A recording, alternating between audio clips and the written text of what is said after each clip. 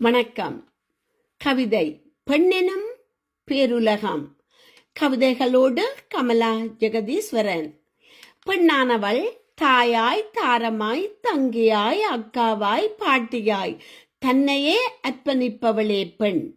ஒரு பெண் ஆணின் வெற்றிக்கு காரணமானவரும் ஒரு பெண்ணே. பிறப்பு முதல் இறப்பு வரை ஓய்வின்றி சக்கரம் போல் உழைப்பவளும் பெண்ணே. நாணமும் அழுக்கமும் நிறைந்திருப்பதே பெண்மை.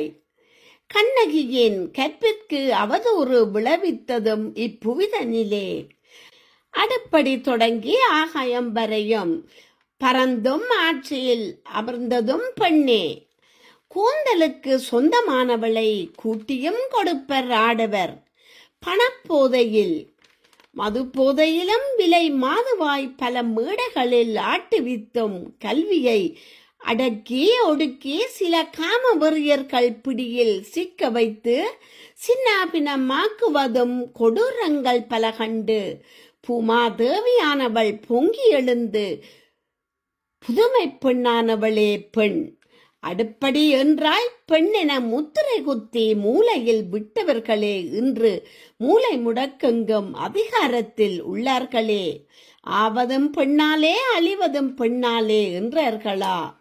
உலகத்தை காட்டியவரும் பெண்ணே. மனைவியானவள் தனி ஒரு பெண் அல்ல, அவளும் ஒரு தாயே.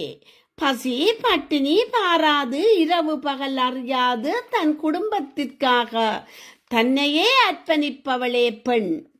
பெற்றோரை நினைவில் சுமந்து, கணவனை இதயத்தில் சுமந்து, குழந்தையை கருவில் சுமந்து, குடும்ப பாரத்தை தலையில் சுமந்து சுகமான சுமையாய் பூரிப்புடன் பயணிப்பவள் தான் புதுமை பெண். பெண்ணானவள் தயங்கினால் ஊமை, பேசினால் வாயாடி, வாய்விட்டு சிரித்தால் அடக்கமற்றவள். பலதும் பார்த்து மகிழ்ந்தால் ஊர் சுற்றி, வீட்டினுள் அடங்கி வாழ்ந்தால் பேதை என்றும் பெண்ணுக்கு கொடுக்கும் பட்டங்கள் தான் எத்தனை எத்தனை. பெண்ணாய் பிறந்தது பாவமா இல்லை சாபமா? மொத்தத்தில் பெண்ணானவள் ஒரு பிள்ளை பெறும் இயந்திரமா? பெண்ணானவள் சமூகத்தில் பல வழிகளாலும் முதுகெலும்பாய் திகழ்பவளே. மங்கையராய் பிறப்பதற்கே ஒரு மாதவம் செய்திடல் வேண்டுமே. பெண்கள் வீட்டின் கண்களே. சர்வமும் சகலதுமான பெண்மையை போற்றுவோமே. நன்றியுடன் கமலா ஜெகதீஸ்வரன். நன்றி.